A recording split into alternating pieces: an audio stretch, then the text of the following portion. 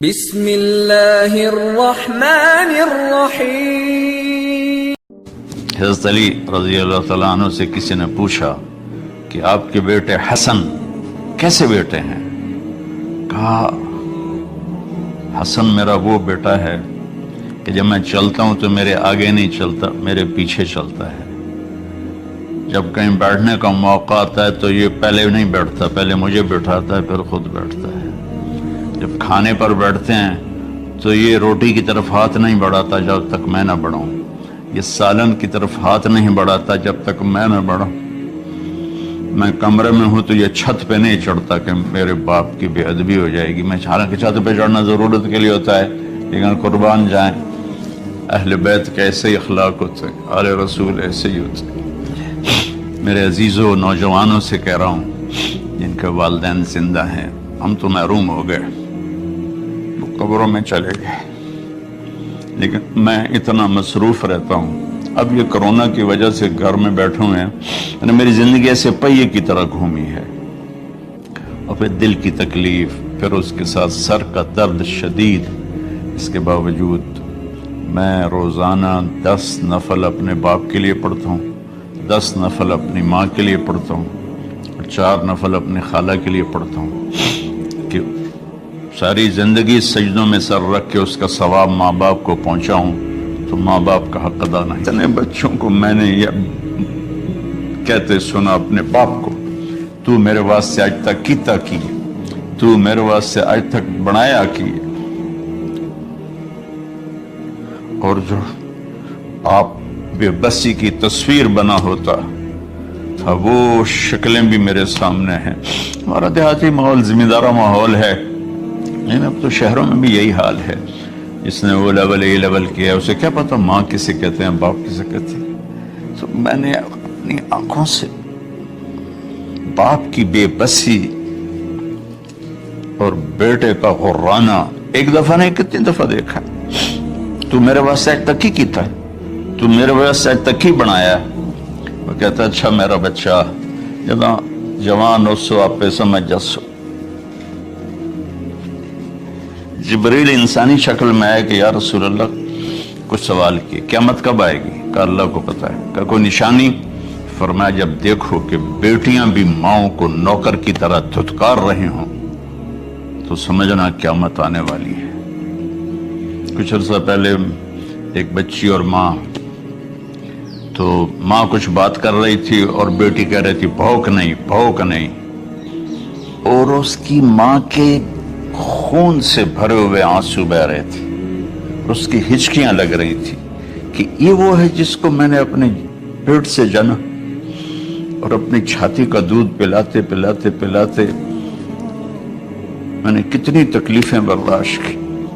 تھا کہ ایک بدو آیا صحابی کا، یا رسول اللہ میرا باپ مجھ سے پوچھے بغیر میرے مال کو خرچ کر دیتا ہے۔ آپ نے فرمایا بلاؤ بھائی۔ جب اسے پتا چلا کہ میرے بچے نے میری شکایت کی ہے تو اسے بڑا دکھ ہوا، تو اس نے دل ہی دل میں چند اشعار پڑھے، زبان پہ ادا نہیں دل میں آئے۔ تو جب وہ مسجد میں انٹو رہا تو جبریل پہلے آئے بیٹھے تھے کہ یا رسول اللہ اللہ فرما رہے ہیں اس سے کہو کہ پہلے وہ اشعار سنائے جس کو اس کے کانوں نے نہیں سنا، لیکن اللہ نے من فوق عرش ہی سن لیا ہے، عرش کے اوپر اللہ نے سن لیا ہے۔ تو آپ نے اس سے ارشاد فرمایا کہ تمہاری بات ہم سنتے ہیں باپ بیٹے کی، لیکن پہلے وہ شعر سناؤ جو تیری زبان سے ادا نہیں ہوئے، تیرے کانوں نے نہیں سنے، تیرے دل کی گونج تھی اور تیرے دل کی آہ اور فریاد تھی جو دل ہی میں گھٹ کے رہ گئی، اسے اللہ نے سنا ہے۔ وہ کہتا ہے سناؤ۔ کہنے لگا یا رسول اللہ آپ کا رب ہر وقت ہمارے ایمان کو آپ پر زیادہ سے زیادہ بڑھاتا رہتا ہے، اس ذات کی قسم جس کے قبضے میں میری جان ہے۔ یہ چند میرے دکھ بھرے خیالات الفاظ کی شکل میں ڈھلے، لیکن میری بزم تصور میں ہی رہے اور وہیں دفن ہو گئے، باہر نہیں نکلے۔ میری زبان سے ادا نہیں ہوئے، میرے کانوں نے نہیں سنا، آپ کے رب نے سن لیا۔ آپ نے کہا اچھا بتاؤ تو نے کہا کیا تھا؟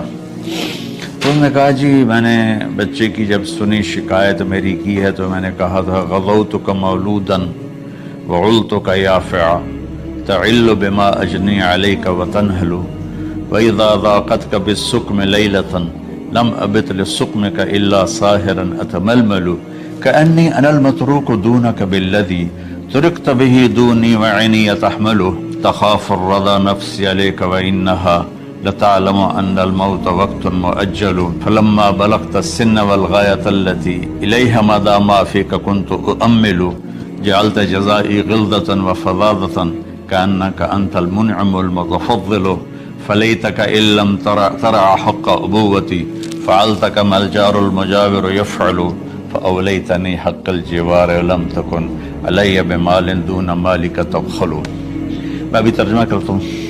اس کا میرے نبی پر کیا اثر ہوا کہ آپ کے ٹپ ٹپ آنسو گر رہے تھے اور آپ کی داڑھی آپ کے آنسوں سے تر ہو رہی تھی۔ یہ اتنا فصیح کلام ہے کہ عربوں کو بھی پسینہ آ جائے گا ترجمہ کرنے کے لیے، تو میں تو عربی نہیں ہوں، لیکن یہ فخر تو حاصل ہے، بھلے ہیں یا برے ہیں، دو چار قدم ہم بھی تیرے ساتھ چلے ہیں۔ کچھ عرصہ اہل علم کی محفلوں میں بیٹھے، کچھ زبان کی شناسائی ہوئی، تو میں اپنی کم مائگی کے ساتھ اس کا ترجمہ کروں گا۔ وہ کہتا ہے غزوتک مولودا وعلتک یافعا تعل بما اجنی علیک وتنہل۔ میرے بیٹے، جس دن تو پیدا ہوا ہم نے اپنے لیے جینا چھوڑ دیا، ہوئے ہوئے ہوئے ہم تیرے لیے جیے۔ تیری ماں تجھے دودھ پلاتی تھی، میں تیرے لیے روٹی کے نوالے لاتا تھا، میری ساری کمائی پہلی اور آخری سب تیرے اوپر لگتی تھی۔ تجھے خوش دیکھتے تھے تو خوش ہوتے تھے، تجھے روتا دیکھتے تھے تو ہم روتے تھے۔ وَإِذَا ضَاقَتْكَ بِالسُّقْمِ لَيْلَةً لَمْ أَدْلِ لِلسُّقْمِكَ إِلَّا سَاهِرًا أَتَمَلْمَلُ۔ جب تو کبھی بیمار ہو جاتا تھا تو تیرے سرانے بیٹھ کر ہم ساری رات روتے تھے اور دعائیں کرتے تھے، یا اللہ ہمارے بچے کو بچا لے، ہمارے بچے کو صحت دے دے۔ اس تڑپ میں ساری ساری رات میں جاگتا تھا۔ تیرے لیے میں نے اپنا سب کچھ لگا دیا، اپنے لیے جینا چھوڑ دیا، اپنی خواہشات کو دبایا، تیری ہر خواہش کو پورا کیا۔ تجھے مسکرانے کے لیے، تجھے ہنسانے کے لیے میں دھکے دھوڑے کھاتا رہا، کبھی گرمی لو کی جھلسا دینے والی ریت اور کبھی سردی کے سرد ہوا کے تھپیڑے، لیکن میں ان دونوں سے گزرتا ہوا تجھے پالنے کی خاطر اپنے آپ کو کھپاتا رہا۔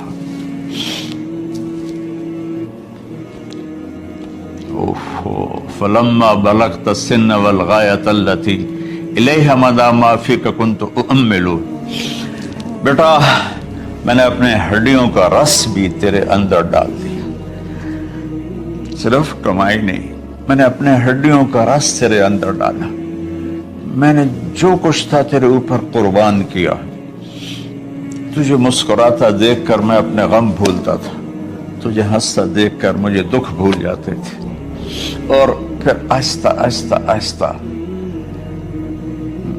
میری ہڈیوں کا گودا، میری کمائی تیرے اندر گئی، اور تو ایک خوبصورت درخت کی طرح بڑھتا چلا گیا، بڑھتا چلا گیا، بڑھتا چلا گیا، بڑھتا چلا گیا، اور میری بڑھاپے نے کمر جھکا دی اور میں جھکتا چلا گیا، جھکتا چلا گیا۔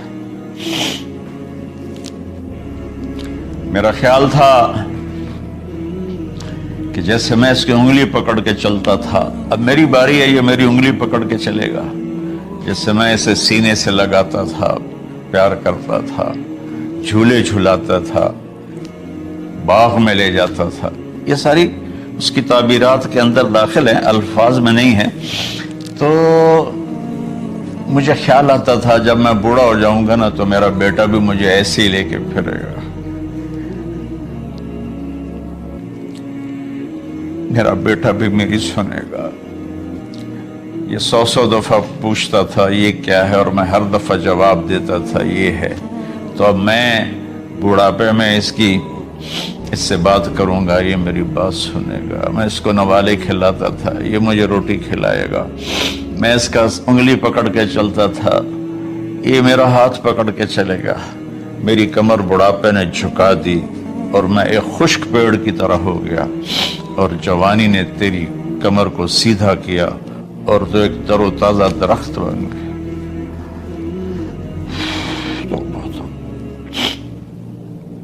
تو مجھے خیال آیا کہ میں نے 20 سال اس بچے کو پالا ہے، ابھی اپنی ماں اور باپ کو دیکھے گا، لیکن ایک دم اچانک کیا ہوا؟ فلما بلغت السن والغایۃ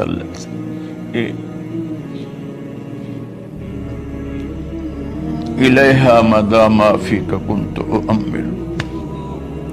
جب تو اس عمر کو پہنچا جس میں ہماری امیدیں تیرے ساتھ لگ گئیں، ہمیں بڑھاپے نے بے آسرا کر دیا اور تیری جوانی نے تجھے ہمت دے دی، تو ہمارا خیال آیا کہ اب یہ ہمارے ساتھ وہی کرے گا جو ہم نے اس کے ساتھ کیا. لیکن کیا ہوا؟ جعلت جزائی غلظۃ وفظاظۃ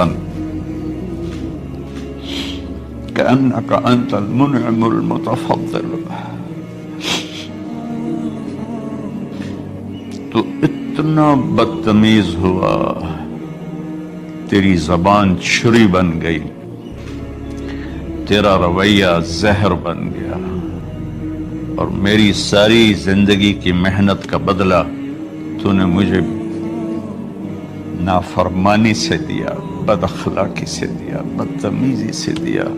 میں حیرت بھری نظروں سے تجھے دیکھتا رہا، اور میں اپنی پچھلی 20 سالہ زندگی کو جھٹلاتا رہا کہ میرا خیال میں اس کا نوکر ہوں اور یہ میرا مالک. میں اس کا باپ نہیں، میں اس کا نوکر ہوں، کیونکہ ماں باپ کے ساتھ ایسا کوئی نہیں کرتا ہے.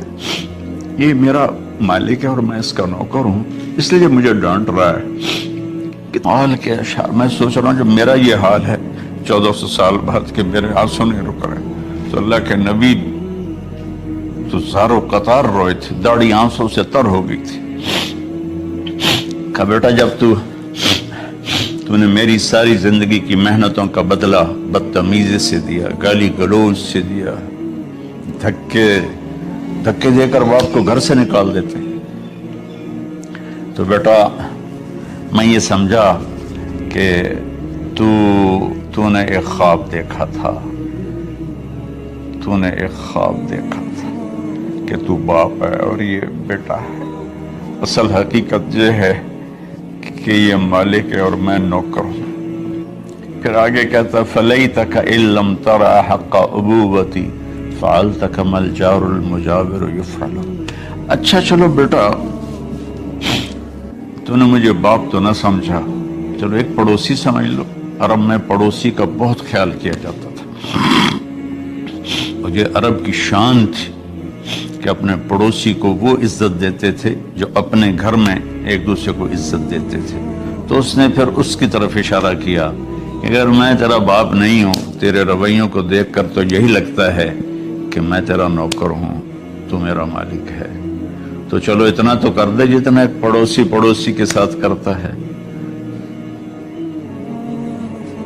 فَأَوْلَيْتَنِي حَقَّ الْجِوَارِ وَلَمْ تَكُنْ عَلَيَّ بِمَالٍ دُونَ مَالِكَ تَبْخَلُ.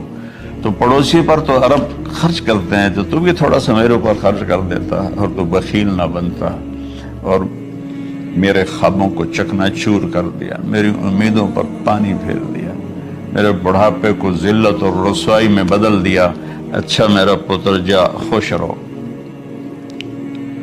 ماں باپ کہاں بددعائیں کرتے ہیں. تو میرے نبی کی آنکھوں سے آنسو، یہ ساری داڑھی تر ہو گئی.